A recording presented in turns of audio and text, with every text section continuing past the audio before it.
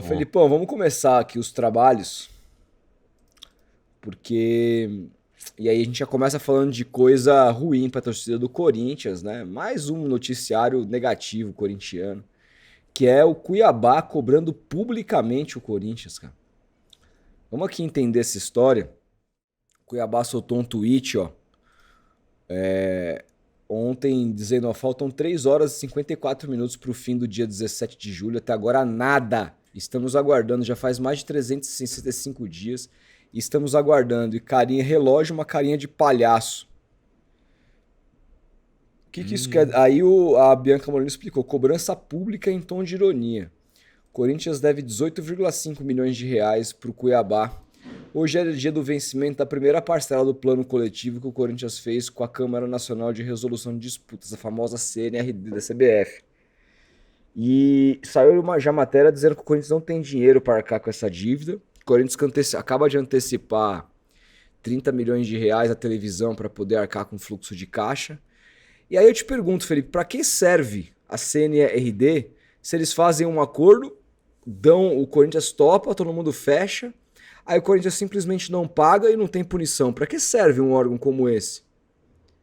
Cara, é tão simples, né? Nada, né? Nas negociações internacionais, existe a FIFA, ela se coloca, né, com transfer ban, etc. Você fica proibido de contratar.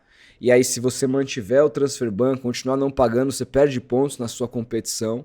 A CBF criou uma Câmara Nacional de Resolução de Disputas, deu prazos muito generosos para os clubes pagarem, prazos inclusive inacreditáveis. Aí mesmo assim, depois que esses prazos vencem, os times não pagam e eles não são punidos em nada. Isso só vai acabar quando a CBF aplicar um transfer ban em quem quer que seja que atrase e não cumpra.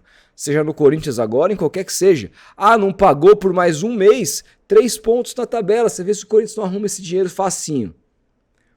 Faz outro empréstimo. Cara, porque assim, se você continuar, a minha posição não é sobre o Corinthians aqui, é sobre negociações entre times do mesmo país aqui no Brasil.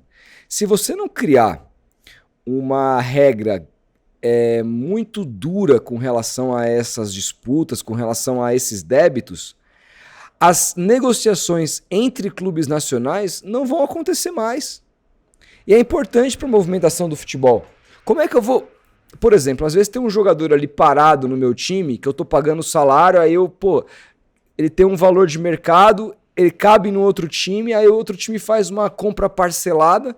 Como é que eu vou confiar que eu vou vender parcelado pros caras se eles podem não me pagar, eles não vão serem punidos, eles vão meter um plano lá na CNRD para pagar depois de um ano parcelado, e aí depois vai vencer, eles não vão pagar e nada vai acontecer. Como é que eu vou vender? Eu fico com o meu ativo para mim. Cara, e a CBF, através da CNRD, institucionalizou o calote no Brasil, cara. Sem dúvida, cara. É isso, eles legalizaram o calote. Uma lei que não existe para nada. Cara, né? A CNRD e a CBF simplesmente permitiram o calote no futebol brasileiro. Simples assim, cara. E não é porque é o Corinthians ou porque quem quer que seja, o Santos também tá devendo o Cuiabá. Meu time. Dinheiro do Joaquim. O Santos, inclusive, já vendeu o Joaquim e lucrou com o Joaquim. Vendeu por muito mais do que pagou e o Cuiabá não viu até hoje a cor da grana. Você imagina, você tem um jogador, você precisa sobreviver, o ativo. Você descobriu o cara, aí você vende para um time. Esse cara começou a dar resultado para outro time. Aí o time que comprou ele vendeu e lucrou. E você até hoje não recebeu R$1. E você na Série B, precisando investir no teu time para subir. Cara, assim, a gente fala aqui de gramados, né, melhores, de arbitragens melhores, de um envelopamento do campeonato melhor. Mas do que adianta isso se você não tiver segurança jurídica? Do que adianta isso se os times podem dever uns aos outros se nada acontecer com eles, cara? O Corinthians está mais preocupado em pagar salário, porque ele sabe que se não pagar salário, os caras não vão jogar. E aí vai cair. Entendeu? Mas é o seguinte, ele tem que estar preocupado com outras coisas também. E aí, vai acontecer o que com isso aqui? A CBF, cara, assim, primeiro, os clubes precisam entender como é que funciona direito essa CNRD, quais são as punições e que essas punições sejam aplicadas. Essas punições têm que ser aplicadas, cara. Não dá pra ser essa farra da mãe Joana, cara. Não dá, Desculpa. cara. Não dá, cara. Não, aí não é. Porra, você mesmo tá cobrando seu próprio clube aí, cara. Não é questão de clubismo nem nada. É questão de civilidade, pô. Não dá, mano. Senão, pô, é muito fácil. Você vai lá sei lá, no Criciúma, contrata o melhor jogador deles e simplesmente não paga, mano. Foda-se. Depois a gente vê isso aí, cara. Tá ligado? Deixa lá rolando. Eu tô aqui com um tweet do grande Alexandre Pretz, eu te mandar aí, ele colocou no Twitter dele lá, citando o diretor financeiro do Corinthians, que disse que não tem dinheiro, cara. Não tem dinheiro pra pagar o Cuiabá, o Criciúma e outros times aí que o Corinthians tá devendo. Cara, assim, como que um time que fatura 1 bilhão e 400 por ano numa crise fodida como o Corinthians tá, não tem dinheiro pra pagar o 4 milhões e meio de reais, cara? Como assim, cara? Emerson Piovesan, diretor financeiro do Corinthians, disse que não há dinheiro para pagar Cuiabá, Criciúma e outros times menores pela CNRD. Até meia-noite teria que pagar 4,5 milhões de reais, mas não tem grana. Cara, é inacreditável. Precisa de ter uma punição. Inacreditável. Tem uma punição. Inacreditável. É isso, cara. Tira 3 pontos do campeonato, acabou. Que punição que tem? Quais são as regras? Ninguém sabe, é tudo nebuloso, cara. Ninguém sabe. Fala lá, não, baseado no CNRD. Que é CNRD? Explica pra população CBF. O que é isso? Tá ligado? O que acontece se você não cumprir o que tá estabelecido ali? Não, é tudo meio que, sabe? Vamos aí, tal. O comentário aqui do Ricardo Tavares falando, o Pérez no Santos inventou isso, comprou o Soteldo, não pagou, vendeu e usou o dinheiro da venda para pagar o outro. Não. O Santos, o Pérez comprou o Soteldo, não pagou e o Santos recebeu o transferban. Não sei se você lembra. Tanto que numa época que o Santos precisava contratar, na época do Cuca, que o Santos acabou sendo finalista da Libertadores com um monte de transferban, a torcida dizia que o melhor reforço do time era o transferban, porque ele tentou trazer o Elias em fim de carreira. O Santos sofreu um transferban, cara, porque foi uma negociação internacional. Depois, o que o Santos fez? O Santos não vendeu o Soteldo. O Santos devolveu o Soteldo, meio que vendeu ele pro Tigres do México, ou foi pro time dos Estados Unidos, foi pro Tigres. E quem lucrou com essa venda não foi o Santos, mas foi, eu acho que o Atipato, o time dele e tal. O Santos se livrou dele de graça para poder se livrar do transferban. O Santos foi punido, coisa que o Corinthians não está sendo, coisa que o próprio Santos agora não está sendo pela dívida ao Cuiabá, porque a disputa interna aqui é inacreditável, sabe? A maneira como é feita. Infelizmente, cara, assim, desse jeito a gente não vai a lugar nenhum, sem segurança jurídica para ter negociação entre clubes brasileiros. Vou dar outro exemplo. Começo do ano o Santos quis contratar o Thiago Maia, que joga no Internacional, mas que foi negociado pelo Flamengo e o Inter até hoje não pagou o Flamengo. Atrasou também. O Santos se comprometeu a assumir as parcelas restantes que o Inter tinha que pagar ao Flamengo e compensar ainda o Internacional numa operação que seria de 6 milhões de euros. Era, sei lá, 1,5 para o Inter e 4 milhões e meio de euros para o Flamengo.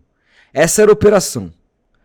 O Flamengo exigiu o quê? Garantias bancárias de um banco forte para que o Santos contratasse o Thiago Maia. O que é? Tipo assim, mano, você vai comprar um carro, não adianta você chegar lá hoje, me dá esse Cadillac aí em 60 meses, o cara vai olhar tudo que você tem de bens e ele vai ter que ter garantias para te vender o carro.